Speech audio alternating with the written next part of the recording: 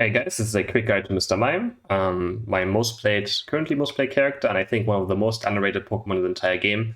He's a very strong burst mage. You kind of should ignore the tech in game that says he's a supporter and his offense is very low, because this character has crazy damage, and he's nothing like a support. He has one ability that can be a bit supporty, but it doesn't really make him a support. Just think of him as a straight up damage mage with good CC. I will go with abilities, his head items, and his playstyle a tiny bit. So let's start with Fake Out. This is your level 1 ability. It's a slap that he does in a cone in front of him that knocks people back. It does okay damage. It's your last hitting tool until level 4. On level 3 you get Light Screen, which creates a small wall that you can choose where you want to spawn it. Allies can still walk through it. You can walk through the wall, but no enemy Pokemon can walk through it. Then on level 4, you already get Confusion. That's his best ability. This is what makes Mr. Mime very strong. It's just a straight up damage line in front of him that shoves people back, and if they hit a wall, if it's your created wall or any terrain, they take a lot of damage and get stunned. And if they don't hit a wall, they just get shoved back pretty much. Psychic, we completely ignore, not worth talking about. And on level 6, we get Guard Swap. So I pretty much always play Guard Swap. Some people only play Barrier. I'm a big Guard Swap fan myself, and I pretty much played every single game. So what it does, it swaps the defense and special defense of Mr. Mime with whoever you guard swap. Doesn't matter if it's Zapdos, Dreadnought, enemy Pokemon, a white Pokemon, an ally, you just swap your defense with their defense stats. Which is good and bad at the same time. So what it means is you make squishier Pokemon that have less base stats tankier, and yourself squishier, but you also make tankier enemy Pokemon squishier, like Blastoise, and yourself tankier. You also make Zapdos and Dreadnought less tankier, because they have more bases than you, which allows you to take those down a bit faster. On top of it, you also slow your opponent, whoever's guard swapped, and you give yourself move speed, and they also take dot damage. And if you guard swap an ally, they also get move speed. And on level 13, it heals. So the upgrade's actually kind of nice. If you guard swap an enemy, you still get healing yourself, and if you guard swap an ally, both of you get healing. So the swapping of defense stats can sometimes be a bit bad. Because Mr. Mime is actually one of the tankiest characters in the game, on physical defense he's number 6, if you include Blastoise number 7, and on special defense he is number 4, and if you include Blastoise he's number 5. So yes, it's a bit awkward that you make squishiers more tanky, but it's just so good with Confusion. So what it does, it makes your Confusion always stun. Whoever's guard swap, they just get stunned in place and take insane amount of damage. And that's kind of the trade-off for it, I guess. It's a very weird, flexible ability. It's still pretty good on an ally, though, if you make... Let's say you have a very high-level Cinderace late game. You're also level 14 or something. You can make your Cinderace tankier, which is obviously very nice. If you can make your carry just take less damage. Obviously have to be careful if you have like a tank, and don't make your tank just squishy for no reason if he's in front of you. But yeah, you pretty much take this for the instant confusion stun and to give yourself mobility. It's just the mobility tool as well. Just giving yourself move speed is very nice. So I pretty much always play guard swap, but you can also try Barry if you really want to. So his unit move is Showtime. It's a small jump, and after that he does AoE around him 4 times, AoE damage. And every time he does damage he also stuns, which can interrupt abilities and unite moves. And his trait is Filter. After using ability he takes reduced damage for a short time. Also very good with the guard swap playstyle. It has a very low cooldown. You can also spam it on cooldown, which means you still take less damage, even giving away your defense stats to certain Pokemon that are squishier than you. And then his basic attack, his boost attack, is a short knock-up. And yeah, that's pretty much about it. Let's go into practice area for a second. And we're going to talk about his early game a bit. Mr. Mime is actually one of the best laners in the game. He has a very strong level 4 power spike when he gets Confusion, which allows him to contest a lot of wild Pokemon on the enemy side, and he can secure a lot of last hits doing insane, ridiculous damage from level 4 on. And yeah, let's load into the game fast. So you start with Fake Out again. You can Fake Out the first A-Pom, and then your Fake Out will be up for the second once again. So you do this, you obviously kill this with your ally, I'm not going to do it now.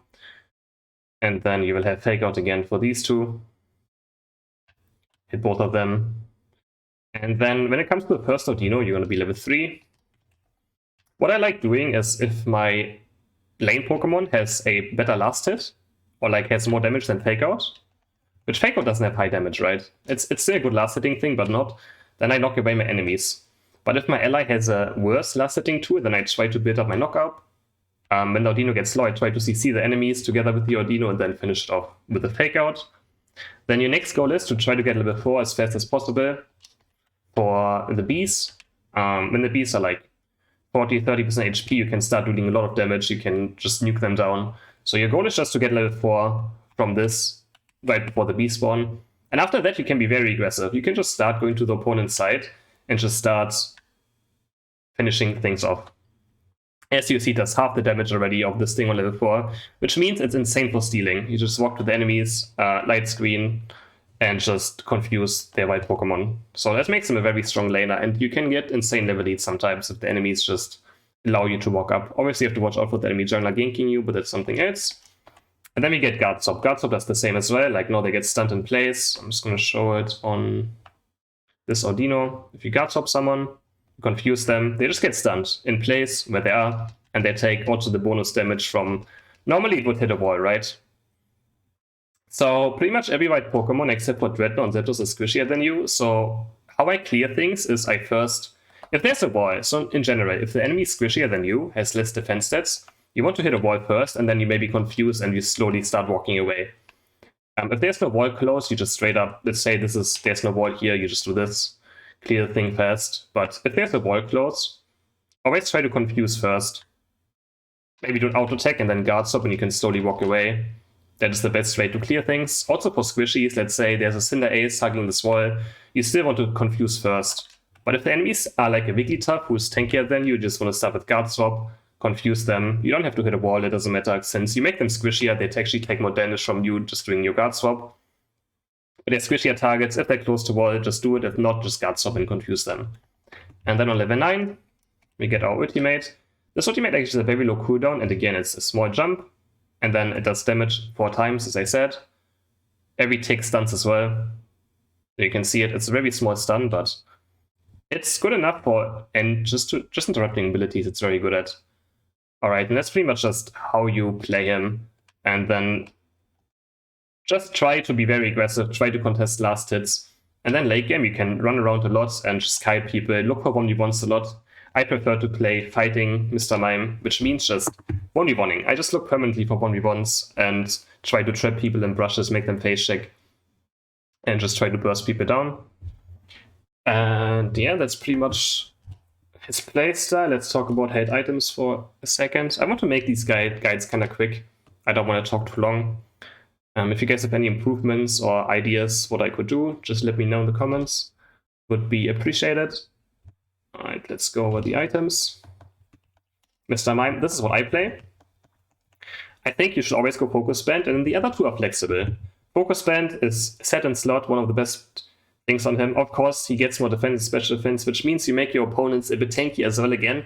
But the effect of Focus Band is just so good. Mr.Mime also has insane high HP, which allows you for these very aggressive plays to happen, and he just hits a crazy amount from it, since again, he has one of the highest HPs in the game as well. And then the other two are just kind of flexible, whatever you want to feel like. If you want to feel like doing more damage, you can go Vice Glasses, or you can go Energy Amplifier as well.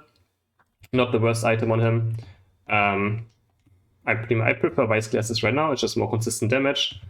And then the next one can be Score Shield. He's a melee character that, again, he's strong in 1v1s, which means you can sometimes just be on the enemy side of the map if you're ahead, and you can chain score things, while also just running away 24/7. He's very hard to kill, especially due to guard stop giving you move speed and him being strong in 1v1s. Otherwise, if you don't have Score Shield or something, you can also still play Body Barrier. This is also completely fine build. You can also play him a bit more tanky if you want, if you don't feel like, I'm not confident in dealing too much damage. You can also play this, Focus Band, Body Barrier, Score Shield. But yeah, right now I just play, or you're just feeding yourself and you just want to actually destroy your opponents. You can also play this, Focus Band, Vice Glasses, and Energy Amplifier. I used to play this sometimes, and I do like it a lot. It makes it very good to carry games. But I decided that Score Shield is just way too good of an item. Just if you get a lead, you can start snowballing very hard. It also makes you not get stunned while you try to go into the second enemy base, right? So just a very strong item on almost every melee character. In the end, Mr. Mime is a kind of hybrid. He has melee things, he has range things. But yeah, if you guys have any other questions, let me know in the comments about Mr. Mime. And let me know what else I would like to make more educational content. Just let me know what you guys would like to see, or which character you would like to see me do the same video about. And yeah, goodbye.